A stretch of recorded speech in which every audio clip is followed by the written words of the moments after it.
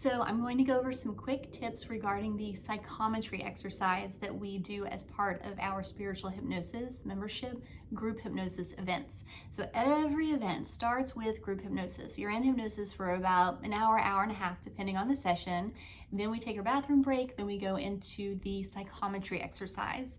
The reason I do the psychometry exercise as part of every group hypnosis event is because the members liked this so much that I thought, okay, the Spiritual Hypnosis members, whatever they like, I'm going to incorporate more of that into the group hypnosis membership. So the psychometry exercise is very loved by those who try it, and I want to make sure that I give you guidance and advice before you experience it live, just to maximize the ease and the richness of your psychometry session. So what is psychometry? I actually learned this from Dr. Brian Weiss. This is something that he did at the group hypnosis events that I attended. And then when I was facilitating group hypnosis events in person, this is something that I would have my attendees experience. And then everything moved to online. And for a while, I was really sad that people were not getting to experience the psychometry exercise, because I know how beneficial it is to everyone for validating the authenticity of what comes in during the hypnosis sessions. And then I thought, like, okay, Courtney, you believe in the magic of everything and that there really are no limitations. Why are you telling yourself that this psychometry exercise cannot be done during the online sessions? So I decided to try it, and it worked out beautifully. And then, like I said, the Spiritual Hypnosis members, they liked it so much, they asked, could you please start to incorporate this as part of every group event? And here we are. So what you do during a psychometry exercise is you partner up with one other person, and let's see. Oh, here, I'm wearing it. You have an object that carries a lot of your energy, and your partner has an object that carries a lot of their energy. And so, for example, I like to use this bracelet as my object because I've been wearing it for years. I would not use this chapstick, even though it spent a lot of time with me. It's only been with me for, like, let's say 2 weeks, and this has been with me for years. So this is going to carry a lot more of my energy. Your partner will do the same. So you need to make sure that when you're on the Zoom call that you do have your camera turned on so your partner can see and sense your object. You also should have your view set to gallery view. That's kind of like the Brady Bunch view, and then that way you won't be seeing just me. You'll be able to see everyone, so you can see your partner and you can see your partner's object. And then what you're going to do, everybody will do this, and I talk you through this. You will put your object in your right palm. This is the giving hand. You will keep your left palm open. This is the receiving hand. This is the hand that will be receiving. Just like if you were in person, your partner would put their object physically into the palm of your left hand, but we're doing this through Zoom. Your partner is going to put the object into the palm of your left hand energetically.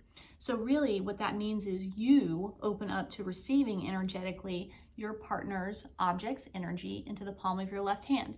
By the way, if you like to receive with your right and give with your left, just flip hands. It doesn't matter to me. It's just that most people like to receive with their left. Now, what you're going to do during the giving and receiving of the energy of these objects is you're going to keep about 5% of your attention on your right hand. The 5% really is just making sure that you keep it elevated enough so that your partner can continue to see your object. So that 5% is just being mindful, is this object still on camera? Now, the most important part is the 95%, where you are tuning in energetically to your partner's object. And so that 95% is that receiving, just knowing that it's coming in. You'll be amazed. You really can feel it. It's pretty cool. So then I just check on everybody. I'm like, hey, does anybody need more time? Then we wait until everybody has received the object. Then we close our eyes and I walk you through a very brief guided hypnosis exercise where you are receiving the energy, the wisdom, the visions, the feelings, whatever it is, the knowledge that flows in from your partner's object to you. Here's why this is such an important exercise. Because this information, everything that flows in, It's not actually meant for you. You're the one receiving it, but it's not meant for you. It's meant for your partner, because you're going to be going into breakout rooms right after the exercise and sharing with each other what you got. Such a key detail. Because the information is meant for your partner, you have to honor all of it. You can't censor it, you can't trivialize it, you can't dismiss it. You don't know what is going to be really, really important to your partner that might seem silly or strange or nonsensical to you. It could be really important to your partner. So it's a great exercise. It's a great practice in honoring everything that comes into your miniature hypnosis session, the psychometry exercise, which is in turn such good practice for you when you are receiving hypnosis for yourself, that you've gotten that muscle memory of honoring everything. Such a valuable experience for you to have. Additionally, why this exercise is so important is that a lot of people will sometimes wonder, were they making up what came into their hypnosis session? Did they get it right, what came into their hypnosis session? And when you do the psychometry exercise, people are really surprised and delighted by how good their intuition is, because their partner is saying like, yeah, I did have a black dog and a white dog when I was 3 years old.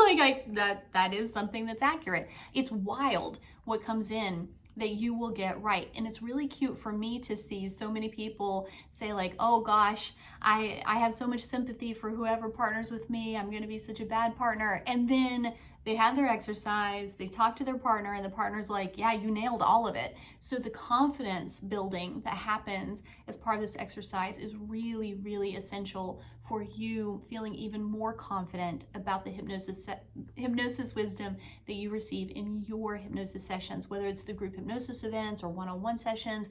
It really builds your confidence in that what you are receiving is real and is accurate. So I walk you through all of that. You get all of that wisdom. I've talked about it a little bit, but I want to get a bit more specific. When you are sharing with your partner, you share in private in breakout rooms. So I know who your partner is, you know who your partner is. During that quiet time while you're receiving all of that hypnosis wisdom from your partner's object, I set up the breakout rooms so that, let's say that we have 20 people in the psychometry exercise. That means that there will be 10 breakout rooms, because each breakout room will have you and your partner, 2 people in it. When the psychometry exercise, the guided portion that I facilitate, is complete, we experience all of that in the main room. That's the Zoom screen where we're all together. Then I open up the breakout rooms. You guys go in there. The Spiritual Hypnosis members ask for the breakout rooms to be open for 12 minutes. So it's about 6 minutes of sharing each, where partner A shares with partner B what they got. 6 minutes is done, flip. Partner B then shares with partner A what they received. And there's plenty of time for these people to share in private, because nobody else has access to your breakout room. That's a private conversation where you can really openly share with each other. And then we all go back to the main room, and then you can share publicly, if you want to, the wisdom that came in for you. You wouldn't share your partner's private information. You would just share the wisdom that came in from your object for you by way of your partner. So it's really beautiful. And then there's so much fun overlap where, let's say that team A and team F, like they actually end up having really similar experiences. So it's really neat when people do share publicly, because there is so much validation and overlap that goes on among the group, which is really, really cool, and just demonstrates time and again how connected we all are, that we really are all part of an amazing team. So I hope that you join us. I hope that you participate in the psychometry exercise. I cannot tell you how much people love it and have benefited from it. And so I want the same for you. All right, I hope to see you there. Bye.